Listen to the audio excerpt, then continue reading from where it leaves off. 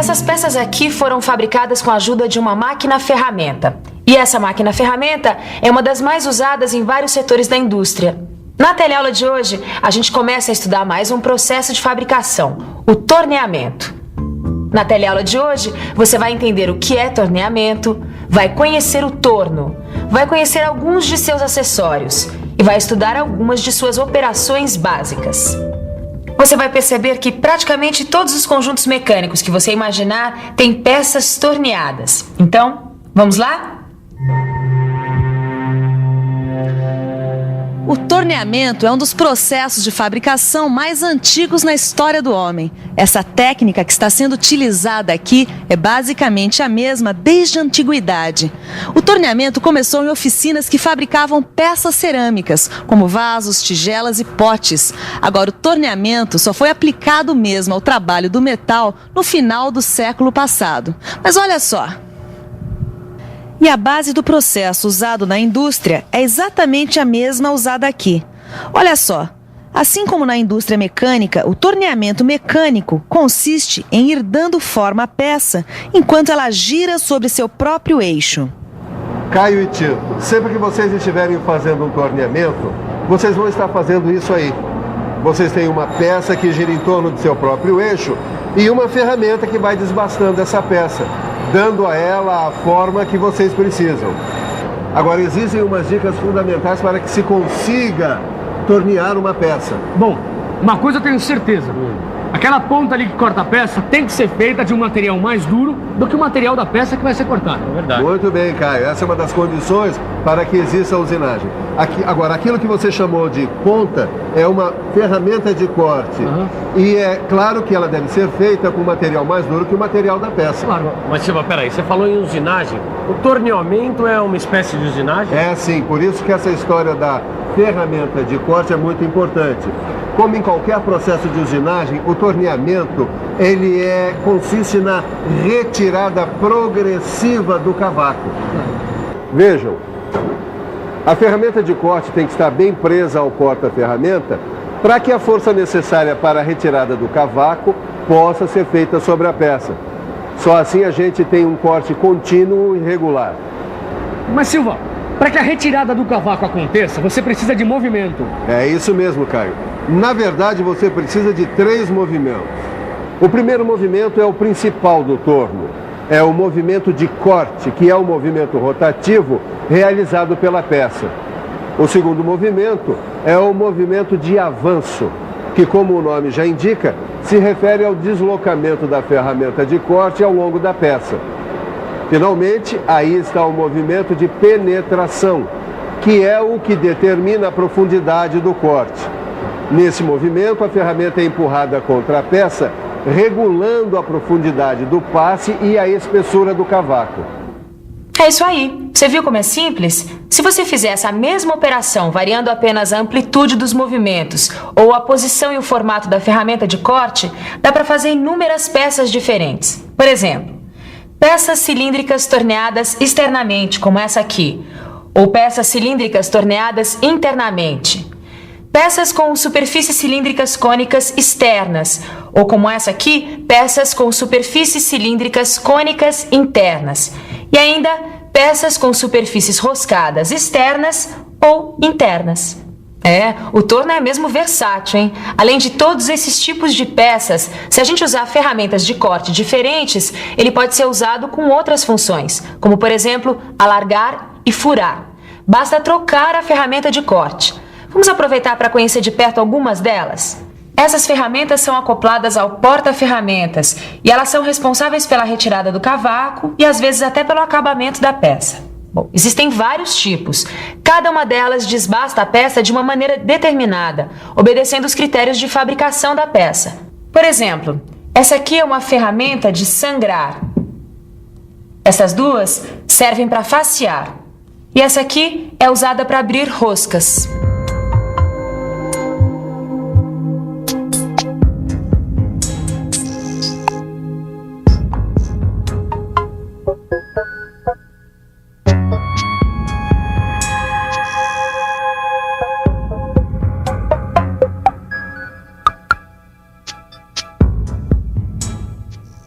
Bom, Bom, agora você já está por dentro do torneamento. Quer dizer, nós já vimos como o cavaco é retirado no torno.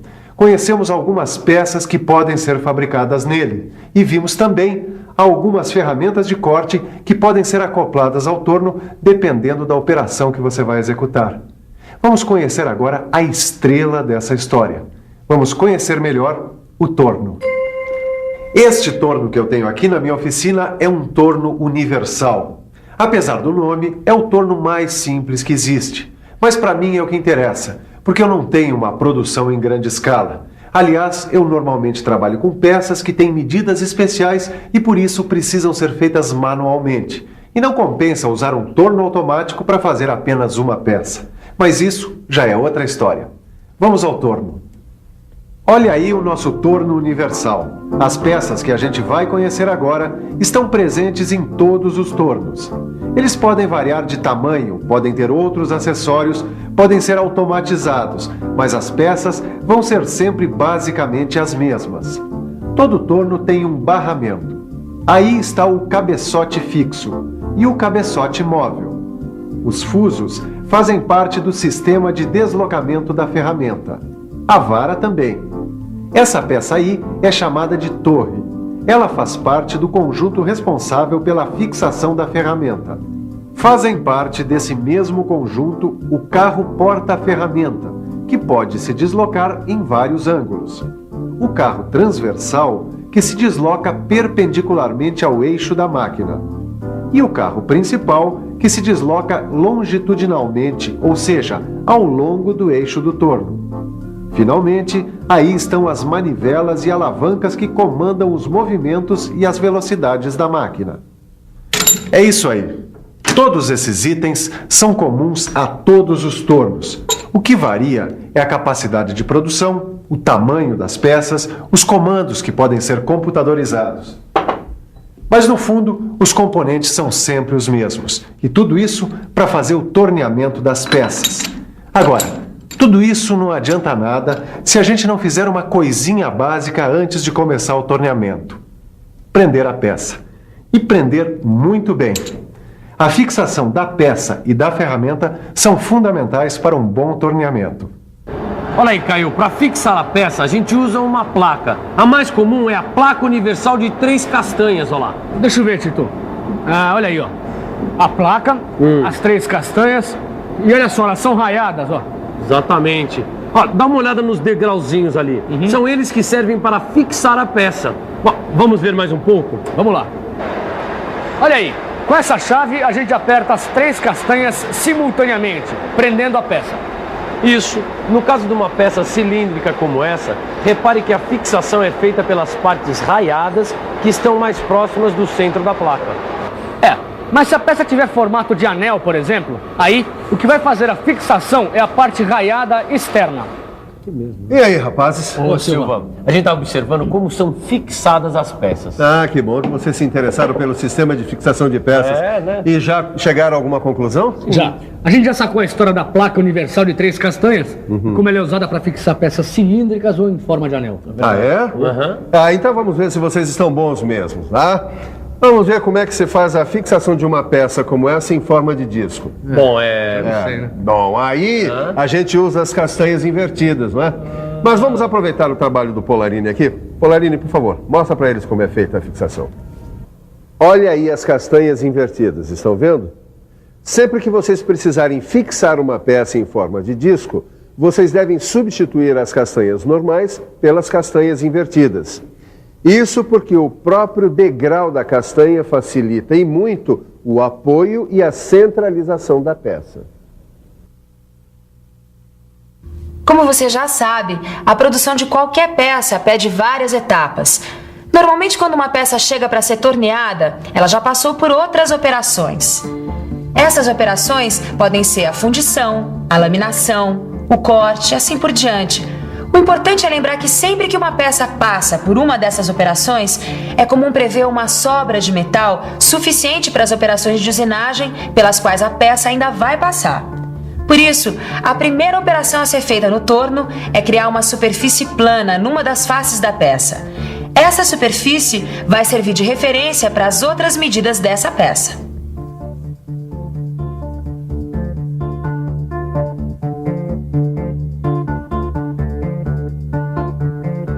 Essa operação, que é sempre a primeira coisa que a gente faz na peça que vai ser torneada, chama-se faceamento. Mas o que será exatamente esse faceamento?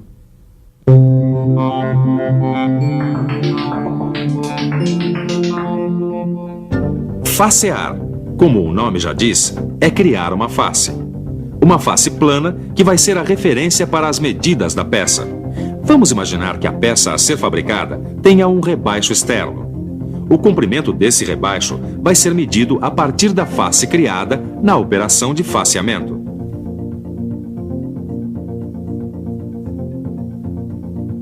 E eu já ia esquecendo os óculos. Esse é um item que a gente não deve esquecer nunca. A segurança. Sempre que você for operar um torno, use equipamento de segurança individual. É importante usar sapatos adequados, roupas adequadas e, em alguns casos, deve-se usar também uma rede para proteger o cabelo. E, é claro, os óculos. Antes que eu me esqueça. Toda vez que você for operar um torno, tire todos os anéis, pulseiras, correntes e relógio que estiver usando, porque eles podem se prender nas partes móveis da máquina. E pior do que perder um de seus objetos, você ainda pode se machucar. Todo cuidado é pouco. Se preocupar com segurança também é sinal de profissionalismo. Bom, agora que a gente já viu como é feito o faceamento na teoria, já estamos com os equipamentos de segurança, vamos ver como é que ele é feito, né, Silvio? Exatamente, ó, a peça já está fixada e a ferramenta está muito bem presa no porta-ferramenta. Acho que a gente já pode começar a facear. Só que antes de começar, nós precisamos verificar se a ponta da ferramenta está centralizada em relação à peça. A gente centraliza a ferramenta. Podemos usar a contraponta como referência. Pronto. Está centralizada e em ângulo em relação à peça. Agora a gente aproxima a ferramenta da peça e fixa o carro principal com o parafuso de aperto.